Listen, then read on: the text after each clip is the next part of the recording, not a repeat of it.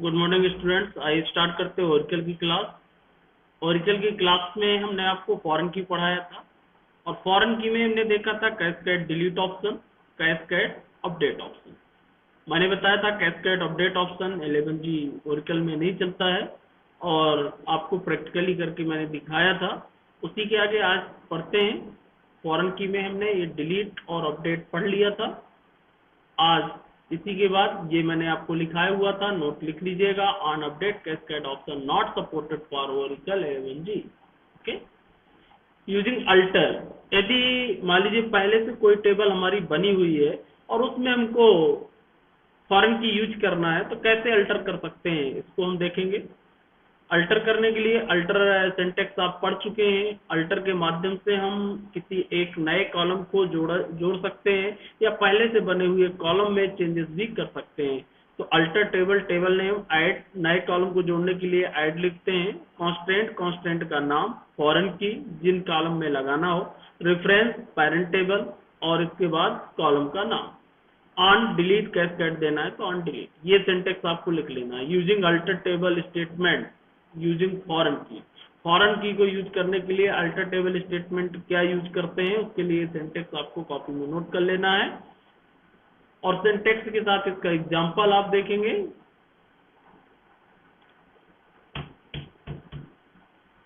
ये example alter table product नाम की टेबल है जिसमें ऐड करना है हमको कांस्टेंट। कांस्टेंट का नाम हमने बनाया एफ के सप्लायर और फॉरेन की लिखा। यहाँ पे किससे फॉरेन की बनाना है, सप्लायर आईडी पे। रेफरेंस टेबल जो होगी हमारी पेरेंट टेबल सप्लायर है और उसके अंदर जो मेन फील्ड बनी हुई है वो सप्लायर आईडी है। On cascade delete. ओके, इस तरीके से आप इसको यूज कर सकते हैं। ऐसे ही मल्टीपल फील्ड लेना है तो एक से अधिक फील्ड ले सकते हैं। ये एग्जांपल लिख लीजिएगा। ये सिंटेक्स आपको लिख लेना है, सिंटेक्स के बाद ये एग्जांपल लिख लेना है। समझना है, यदि इसमें कहीं प्रॉब्लम हो तो आप बता सकते हैं, मैसेज कर सकते हैं। फिर दूसरा एग्जांपल इसका ये लिख लेना है। ऑन डिलीट कैस्केड का है ये, लेकिन इसमें प्रॉब्लम ये है कि इसमें मल्टीपल फील्ड यूज की गई है। यहाँ पे दो को फॉरेन की बनाया गया है, सप्लायर आईडी और सप्लायर नेम को, और पेरेंट टेबल से भी दो फील्ड ली गई है, सप्लायर आईडी और supplier name. Okay, on delete cascade के साथ।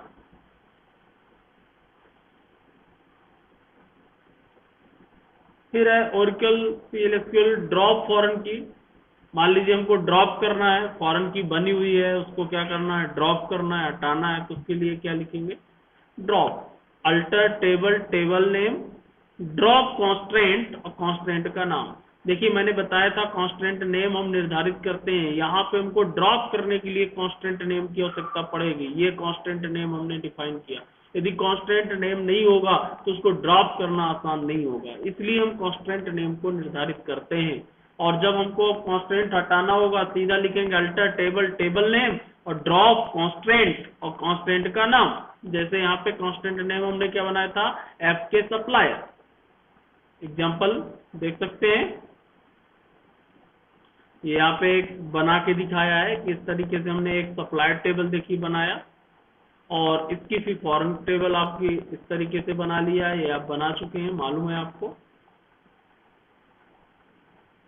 और ये alter table product drop constant F के सप्लायर, इस तरीके से ये आप यहाँ पे सिंटेक्स लिख लीजिएगा।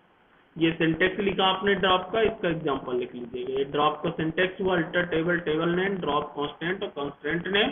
इसके बाद इसका एग्जांपल ये लिखिएगा अल्टर टेबल प्रोडक्ट, प्रोडक्ट नाम की टेबल है जिसपे हमने क्या बनाया हुआ है, एफ के सप्लायर आपका कांस्टेंट बनाया हुआ है। ड्रॉप कर दिया हमने एफ के सप्लायर तो वहां से कांस्टेंट आपका क्या हो जाएगा, ड्रॉप हो जाएगा। देखिए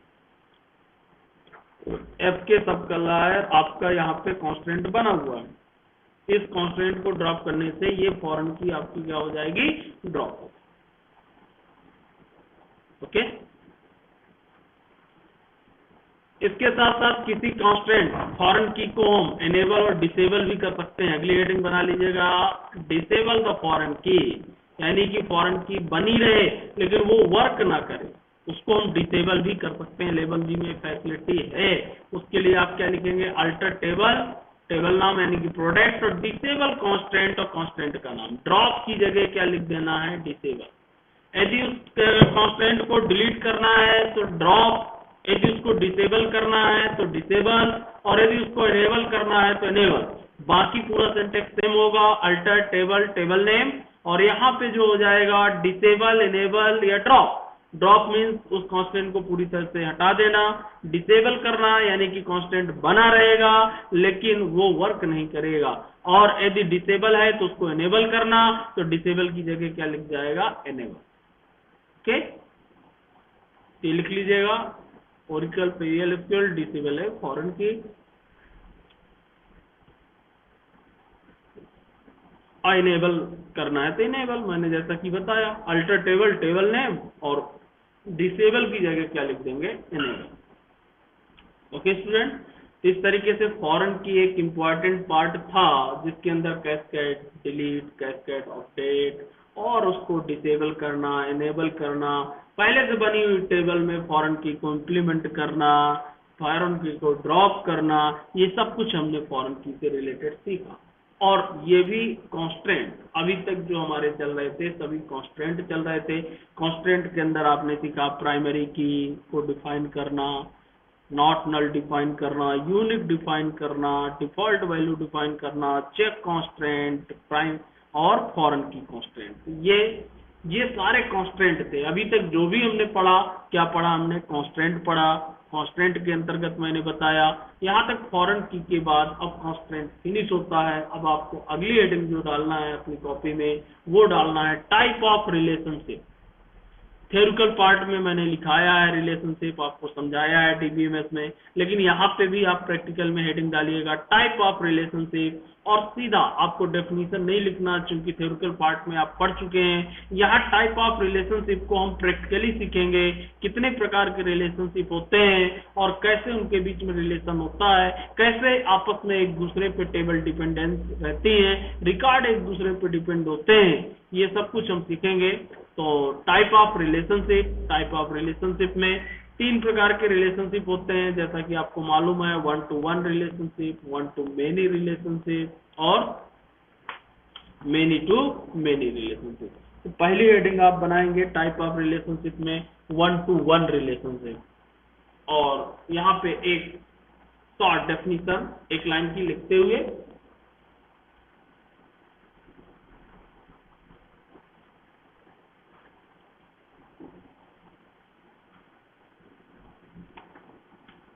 यहाँ लिख लीजिएगा, a 1 to 1 relationship is where one entity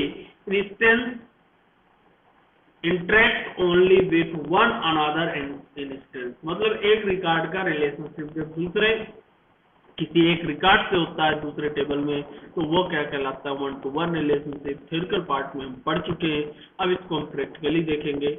जैसे एक ये नट और बोल्ट दोनों का 1 to 1 रिलेशनशिप होगा, एक बोल्ट मल्टीपल इसमें नहीं लगेगा। एक नॉर्मल रिलेशनशिप उसने समझाया कि एक बोल्ट है एक नट है, ये इसमें जाएगा इसमें जाएगा इसमें जाएगा, 1 to 1 रिलेशनशिप होगा। यहीं पे मैंने एक आपको बनाने के लिए भी दिया था एडमिशन टेबल जिसमें स्टूडेंट का एडमिशन हो, एक रजिस्ट्रेशन टेबल जिसमें स्टूडेंट का रजिस्ट्रेशन हो। तो जिनका एडमिशन हुआ है उन्हीं का रजिस्ट्रेशन होगा, 1 to 1 रिलेशनशिप होगा, क्योंकि एक बार आपका एडमिशन होगा, जिन स्टूडेंट का एडमिशन हुआ है उन्हीं का क्या होगा, रजिस्ट्रेशन। तो आइए इसका एक एग्जांपल देख लेते हैं आज 1 to 1 का। ये आप लिख लीजिएगा, ये डायग्राम बना लीजिएगा, ये कॉन्सेप्ट भी लिख लीजिएगा कि देखिए वो रजिस्ट्रेशन नंबर जिसका 100 है उसका एक नंबर एडमिशन, 1 से 1 2 4 के यहाँ पे एडमिशन नहीं है, तो यहाँ पर यहाँ यदि 4 नंबर का एडमिशन नहीं है तो हम यहाँ पर उसका रजिस्ट्रेशन भी नहीं कर सकते हैं। पहले हमको उसका क्या करना पड़ेगा, यहाँ पे एडमिशन करना है। ओके, तो इसका आइए एग्जांपल देखते हैं।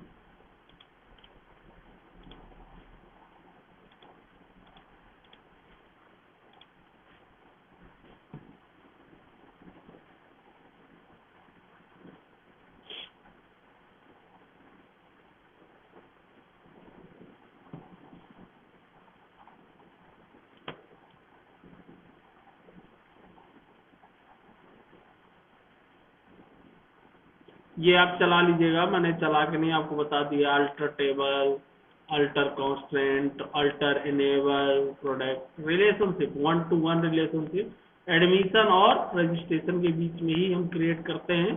देखिए एडमिशन और रजिस्ट्रेशन के बीच में कैसे, मैं यहाँ पे ओरिकल को ओपन करता हूँ।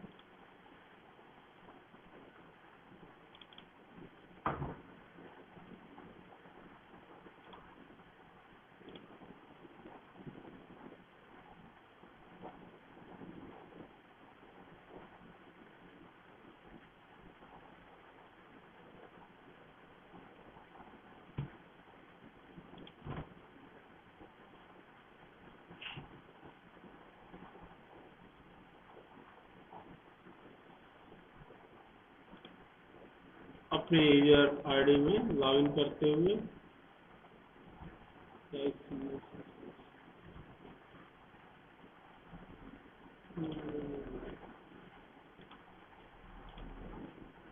देख लेते हैं कौन सा बनाया था हमने।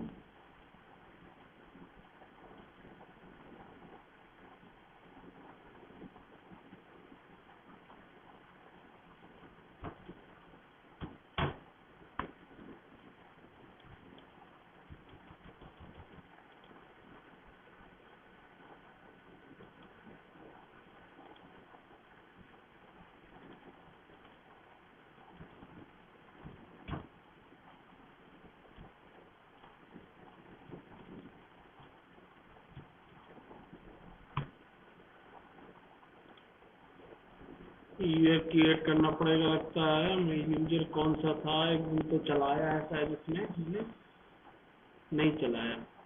चलिए एक नया यूजर बना लेते हैं SICS1 के नाम से।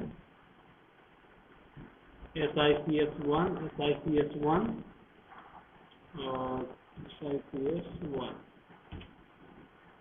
और इसको हमने क्रिएट किया।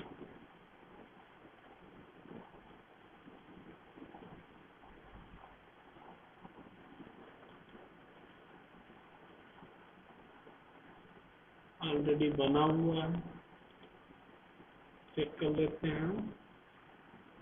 SICS1 बना तो है। चलिए इसको लॉगिन करते हैं। SICS1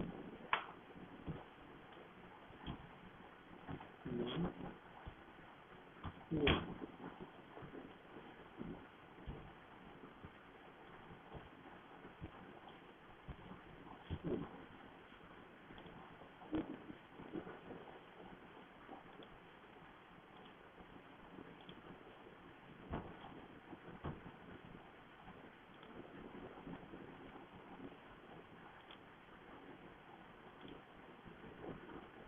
अब यहाँ पे हमको आज वन टू वन रिलेशनशिप की प्रैक्टिस करना है। वन टू वन रिलेशनशिप, सबसे पहले मैं एडमिशन टेबल एक बना देता हूँ। जिनका एडमिशन होगा उन्हीं का रजिस्ट्रेशन होगा। आप समझ गए, वन टू वन रिलेशनशिप होगा। यहाँ पे जूम थोड़ा कर देता हूँ जिससे आपको दिखने लगे। या ओके स्टूडेंट, ये देखिए एक हमने एडमिशन टेबल यहाँ पे क्रिएट किया। क्रिएट टेबल और एडीएम नाम से एडमिशन नंबर रहेगा। एडमिशन नंबर को प्राइमरी की बनाया। एस नेम रहेगा, स्टूडेंट का नाम रहेगा, डीओबी डेट रहेगा, सिटी रहेगा। और इसको मैंने रन किया, टेबल क्रिएटेड। ओके, और इसके बाद दूसरी टेबल हम लेते हैं जो बनाना है। फॉरेन की हमको एडमिशन नंबर पे बनाना है, हम इसको बना सकते हैं।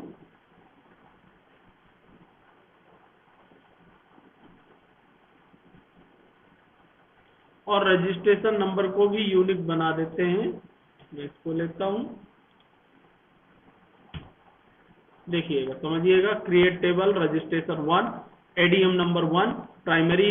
एडीएम नंबर को हमने क्या बनाया, इसमें भी प्राइमरी बनाया हुआ है। एडमिशन नंबर भी हम इसमें दे रहे हैं। यदि जरूरत हो तो, नहीं देना है तो नहीं भी दे सकते हैं। और रजिस्ट्रेशन नंबर इसमें मेन होगा। रजिस्ट्रेशन नंबर को हमने नॉट नल और यूनिक बनाया है, यानी कि हमने उसको क्या किया है, नॉट नल है और यूनिक है, उसको हम ब्लैंक भी नहीं छोड़ सकते हैं, डुप्लीकेट भी नहीं होगा। यू नेम जो आपका होगा वर्कर है।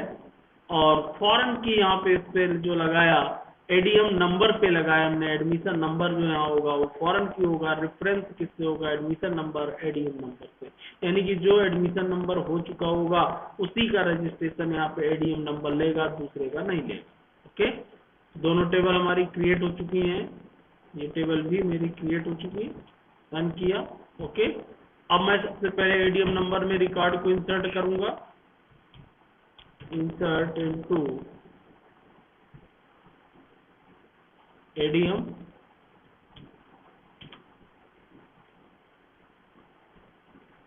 बायलूज, और बायलूज में एडमिशन नंबर हम देंगे, नेम देंगे, डीओबी देंगे और सिटी देंगे। एडमिशन नंबर 1 कर देता हूँ, नेम में राम जिसका एडमिशन हो रहा है, डीओबी 1/2/1982। ओके, और सिटी सतना।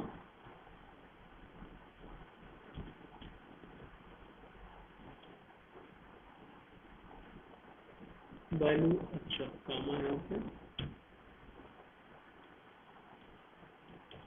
1 रिकॉर्ड इंसर्टेड, 2 लोगों को एडमिशन कर लेते हैं। एडमिशन नंबर 2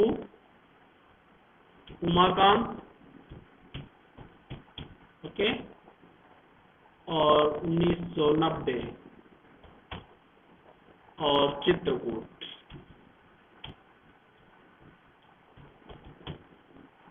ओके, रन किया, 2 लोगों को एडमिशन हो चुका। अब हम करेंगे उसका रजिस्ट्रेशन। आपको देखना है एडमिशन, यहाँ देख सकते हैं, सेलेक्ट स्टार फ्रॉम एडीएम, या 2 लोगों को एडमिशन हो चुका। अब इसी में मैं वैल्यू चेंज कर देता हूँ रजिस्ट्रेशन पे, REG1 टेबल नेम, और हमको क्या देना है, एडीएम नंबर, एडीएम नंबर 1 दिया, पहले वाले का रजिस्ट्रेशन कर रहे हैं। और इसके बाद रजिस्ट्रेशन नंबर हमको देना है, रजिस्ट्रेशन नंबर में दिया हमने 101, और इसके बाद हमको क्या देना है, यूनिवर्सिटी नंबर, यूएन नेम यानी कि यूनिवर्सिटी का नाम, MCU माखनलाल।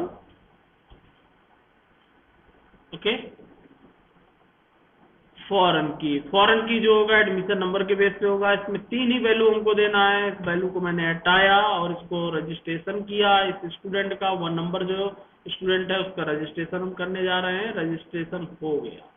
ओके, अब यहाँ डुप्लीकेट नहीं हो सकता, यहाँ यदि मैं 3 नंबर दे दूं, 2 नंबर का रजिस्ट्रेशन तो हो जाएगा, लेकिन 3 नंबर का रजिस्ट्रेशन नहीं होगा। ये देखिए यहाँ पढ़िए, यूनिक कॉन्स्टेंट वोलेटाइल, यहाँ चूंकि अभी 3 नंबर का एडमिशन नहीं हुआ तो इसलिए रजिस्ट्रेशन उसका नहीं होगा। 2 नंबर का है, 2 नंबर का हो सकता है, लेकिन यहाँ रजिस्ट्रेशन नंबर भी यूनिक होगा क्योंकि यहाँ डुप्लीकेट वैल्यू स्टोर नहीं करेगा। ये देखिए यूनिक कॉन्स्टेंट, ये रजिस्ट्रेशन नंबर हमको चेंज करना होगा, यानी कि 102 नंबर होगा दूसरे का रजिस्ट्रेशन। यूनिवर्सिटी सेम हो सकती है, नो प्रॉब्लम, इसमें हमने कोई कंडीशन नहीं रखा। ये देखिए, ये रिकॉर्ड इंसर्ट। तो इस तरीके से दोनों के बीच में रजिस्ट्रेशन और एडमिशन के बीच में 1-to-1 रिलेशनशिप क्रिएट हुआ। आप देख सकते हैं REG1